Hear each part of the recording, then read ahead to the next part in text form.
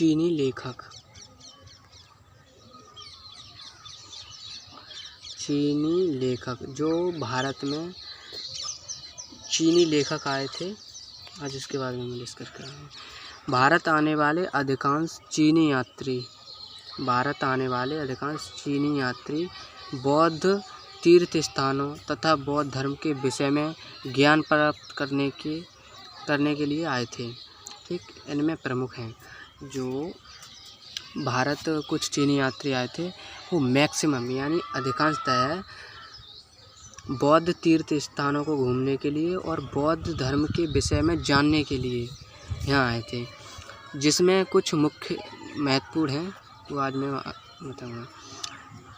Number 1, फायान यह चीनी यात्री गुप्त नरेश चंद्रगुप्त द्वितीय, जो नरेश चंद्रगुप्त द्वितीय था उसके समय में आया था। विक्रमादित्य जिसे कहते थे, 375 से 415 ईस्वी तक इसका शासनकाल रहा।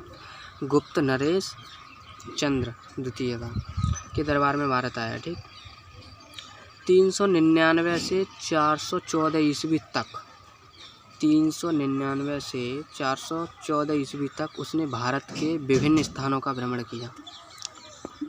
भारत के विभिन्न स्थानों का भ्रमण किया। उसे गुप्तकालीन भारत की सामाजिक, धार्मिक और आर्थिक स्थिति का विवरण दिया। ठीक, जो फायान आया था उसने 399 से 414 ईस्वी तक उसने भारत के विभिन्न स्थानों का भ्रमण किया। सेकंड नंबर पे हैनसांग आया था। कब? हैनसांग कन्नौज के शासक हर्षवर्धन, जिसका शासनकाल था 606 ईस्वी से 647 ईस्वी तक, ठीक, के शासनकाल में भारत आया था। इसने 16 वर्ष तक विभिन्न स्थानों की यात्रा की। 6 वर्ष तक नालंदा विश्वविद्यालय में रहकर शिक्षा प्राप्त की। ठीक, ये मतलब महत्वपूर्ण पॉइंट है कि 6 वर्ष तक रहकर भारत में, ठीक, नालंदा विश्वविद्यालय में इसने शिक्षा प्राप्त की। उसका यात्रा विवरण CU की नाम से प्रसिद्ध है। जो हैनसांग है उसका यात्रा विवरण है वो CU की नाम से प्रसिद्ध है, जो हर्षकालीन भारत की स्थिति जानने का महत्वपूर्ण स्रोत है।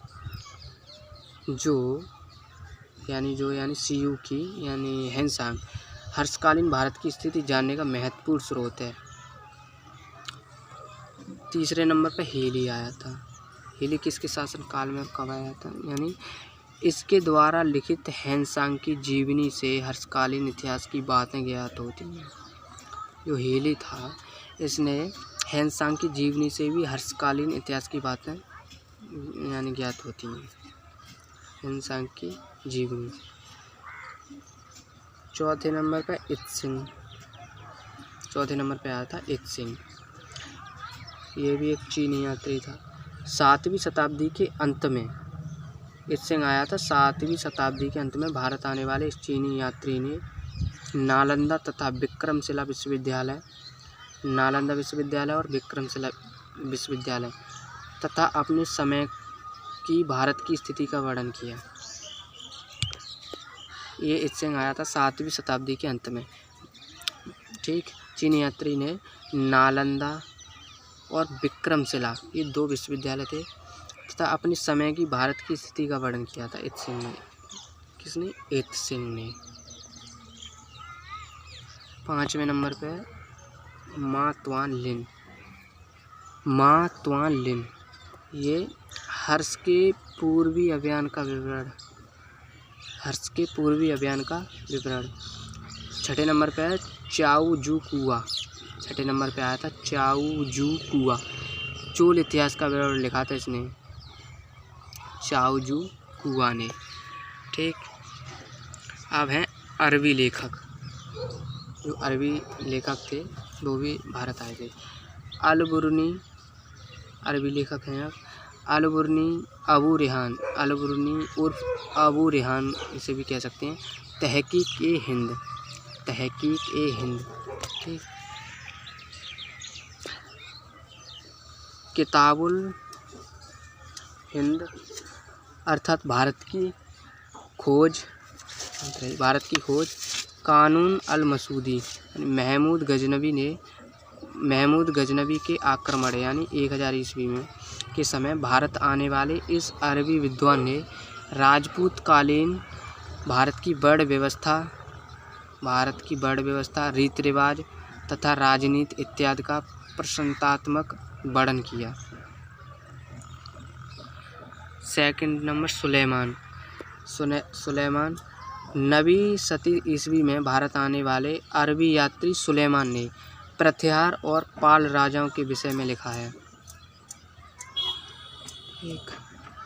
उसने पाल साम्राज्य को रूहमा का यानी धर्म या धर्मपाल कहा गया है। अल मसूदी, उसके बाद अल मसूदी आया था 915 से 916 ईस्वी में। बगदाद से आने वाले अल मसूदी ने प्रत्याहार राजाओं का वर्णन किया है।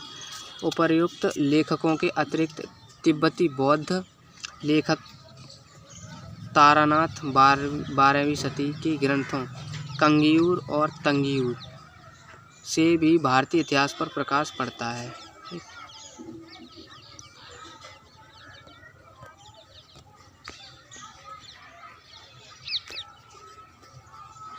वेनिस इटली का प्रसिद्ध यात्री मार्को पोलो 13वीं शताब्दी के अंत में पांड्य राज्य की यात्रा पर आया था, इसलिए उसका यात्रा विवरण मूलतः दक्षिण भारत से ही संबंधित है।